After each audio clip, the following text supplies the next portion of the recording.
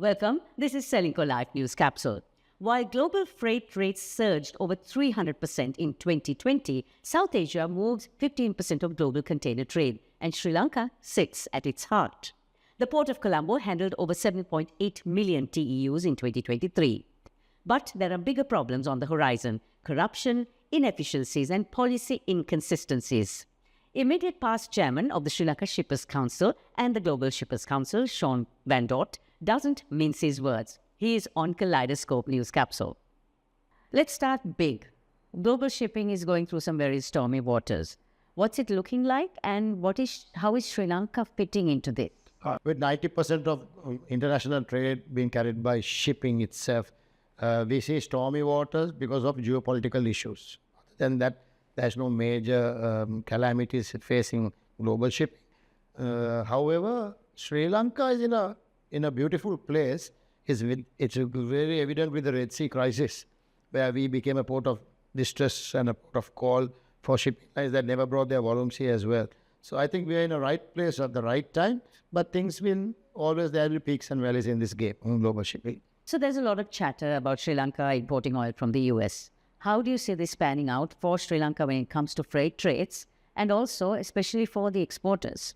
Shipping lines don't bunker much in Colombo. They do their bunkering out of Singapore and Far East because it's much more cheaper and user-friendly from their point of view, and they do a lot of hedging.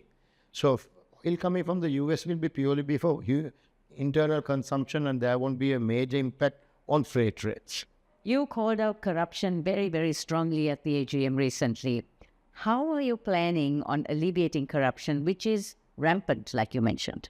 Firstly, there should be a paradigm change in the private sector.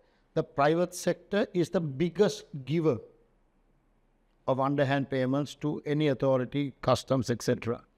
The other way to change this is to bring the digitalization piece, where this face-to-face meeting mania has to stop. Until then, this will happen. And accountability should now be kicked in on compliance issues with all the importers and exporters. Otherwise, we'll be talking this for the next millennium. Ground realities of actually making this happen. Number one, the ground reality is the government has to have the will to change the customs ordinance, to make it more user-friendly, bring it to the 21st century. Draconian laws are established, and the digitalization has to be coupled with the simplification of tax regimes. HS codes, for example. We have complicated our tax regime so much that gives room for people to manipulate and to do the wrong thing for their personal gain only. So the world is moving towards nearshoring, automation, greener logistics. Is Sri Lanka keeping pace? Absolutely not. Because we have a protectionism mentality, we are not permitting the logistics, shipping and logistics space to be opened up and fully liberalized. I use the word fully liberalized. Also, it's very evident if you look at what is logistics, movement of goods. If you look at the dilapidated state of our transport that moves goods, it spouts diesel in and out. You can't go behind those vehicles. Also, the packaging industry has to play a pivotal part in this, because to move goods, you need packaging. And that packaging is still in that old age where corrugated boxes, shrink wrapping, all that stuff, which is environmentally not friendly.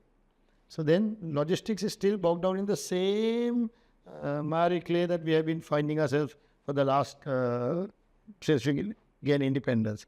As a country, what are we missing out by actually not putting in these new initiatives into place? Well, I won't say that the country is bringing in some laws, but it is not enacted.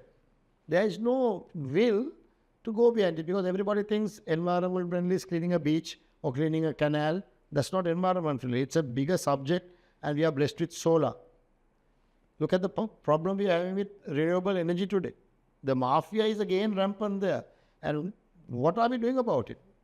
Absolutely zero. Sri Lanka's constant refrain, strategic location, all is good, but is this actually enough to get ahead in the game? The beauty queen Sri Lanka is no more attractive only on its beauty. There are other value additions that our neighbors are offering, which is far greater than what we can offer.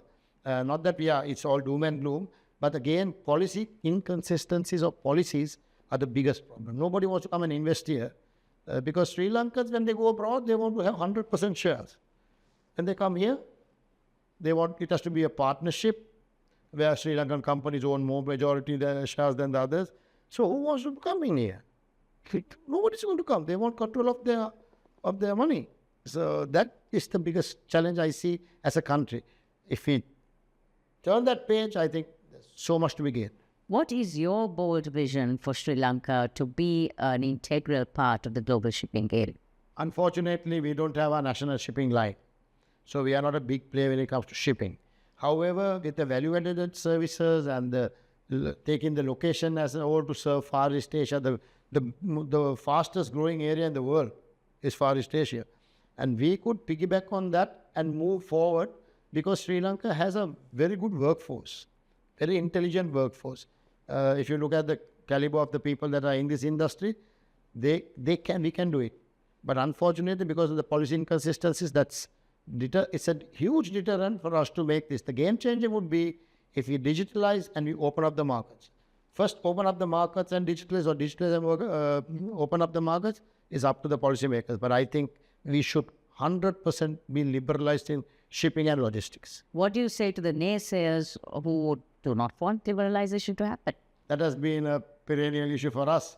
Maybe I would put it this way, 300 to 400 families who directly benefit from these closed economies on the shipping and logistics. They will always be naysayers. But look at the overall market conditions. Just because you liberalize, all the shipping lines are not going to come and set up their own offices here. There will be still space for everyone to grow. The multiplier effect will kick in. And I am 100% positive because you look at Singapore, you look at India, they have opened up and they are moving forward. We are opening up, closing the door, opening up, closing the door. So I think we are on a bad wicket on that point.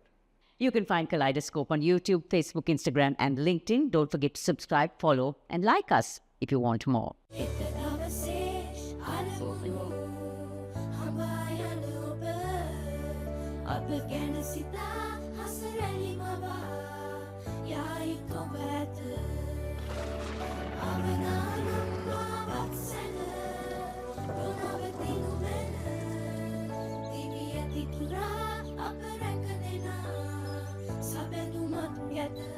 You focus on your goals. We will take care of the risks. Silingo Life.